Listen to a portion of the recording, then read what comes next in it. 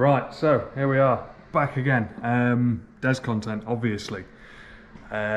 Big changes, didn't cover it all. Time restraints, and you'll understand why as I sort of go through it. But lots and lots to show you in this video. But first off, new livery. So as you can see, we've gone to town. The live logos as normal.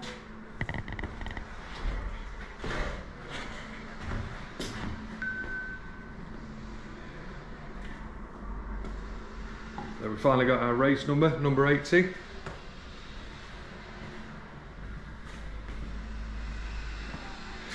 So what have we been doing?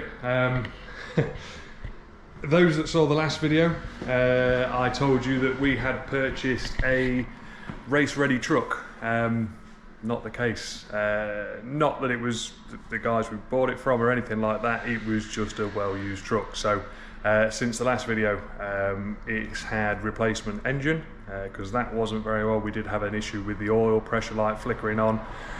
Subsequently we removed the oil filter, opened it all up, and there was just a fair bit of debris in there, more than we were comfortable with, certainly going into a race season. So we pulled that engine, new engine. While I was in there, the gearbox at some point had a CV joint break, which had broke quite a bit of the casting off the gearbox housing, so replaced that, and then just started to go through stuff and found that there was a lot of wear and tear on stuff. All of the dampers been replaced, every bush, joint, everything. So the Des that was in the last video, there's probably about 20% of him left. Everything has been replaced. As you probably just saw in the walk around, we are currently on the dyno with him. So basic setup, realistically ready for 4 days testing, which you will see coming up very shortly. The plan is to go out and do as long a stint as possible at the test track, and just try and button down any little niggles or anything like that we may have. Yeah, I'll let you know how we get on, and I'll see you down at the test track.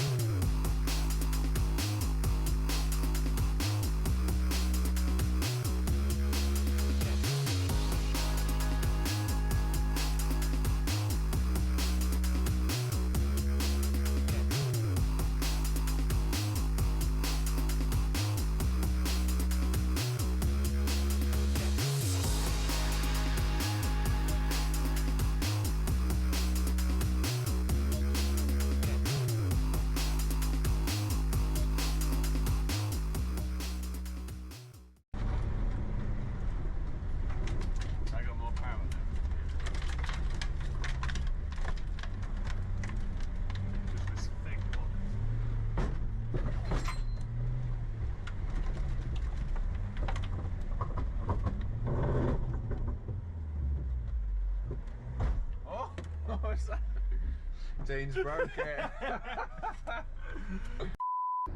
So, quick update. Back to the workshop, snapped the CV joint and front drive shaft. Yeah, we've been going for about an hour maybe, something like that. But yeah, back to work, chuck a spare one in, and hopefully we'll be back. So stay tuned. All right, back at workshop. What are we on with, Will? Hey? I said, what are we on with? Loan a CV. So not only test day for the truck, but test day for Will as the mechanic. We've been about what, 15 minutes, 20 minutes? Something like that. Give this corner a quick wash down. New CVs in, drive shaft, and yeah, quick clean up, and then we'll be back out on the track hopefully. See what we can break next.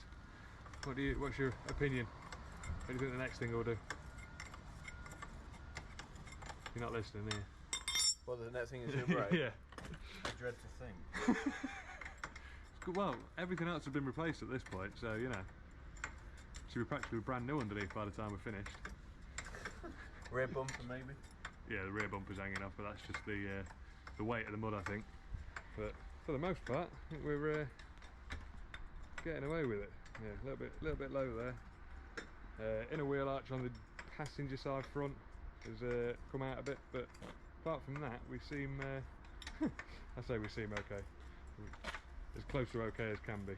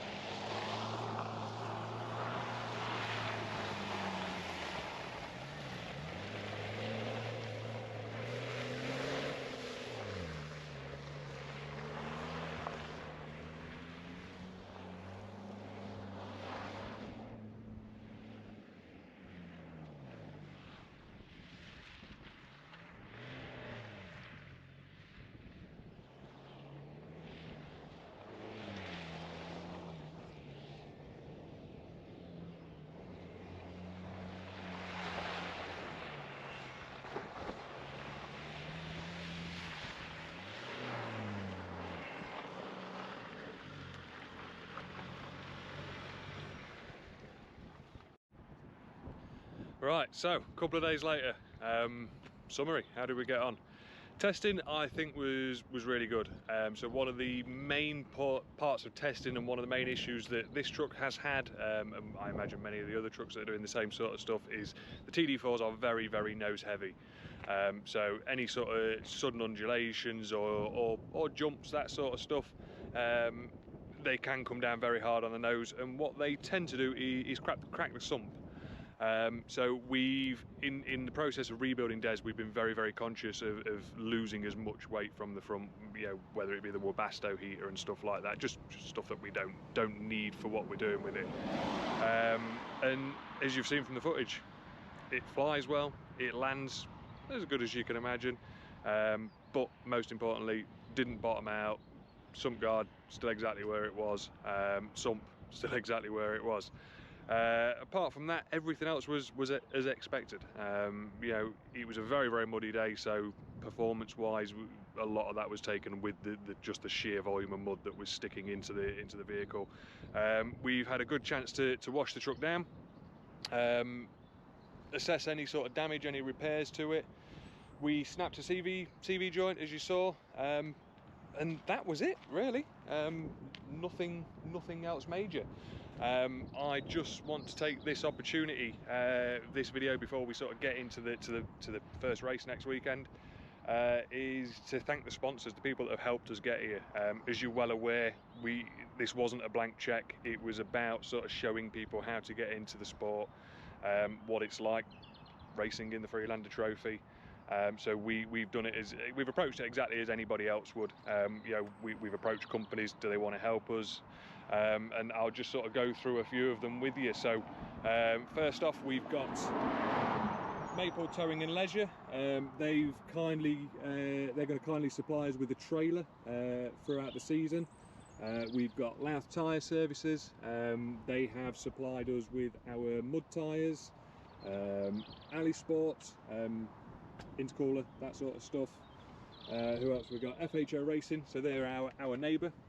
Many of you probably know who FHO Racing are. They've contributed towards our entry fees, running costs. Freddie, FDR 4x4 parts. Same again, he's contributed to the running costs and parts, certain bits and bobs. Who else have we got on here? Luke from LOF Clutches. Same with him, he supplied us with a clutch for Des when we first got him. There is Duckworth parts as well, Duckworth Land Rover parts. Their sticker isn't on there yet, that it will be added very, very shortly. And most importantly, I mean, thank you to Gary, you know, Mr. Alive Tuning.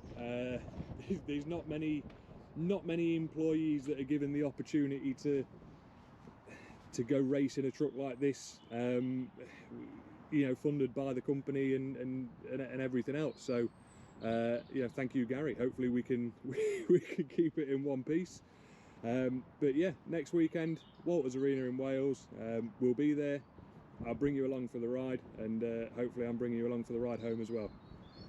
See you again. Bye bye.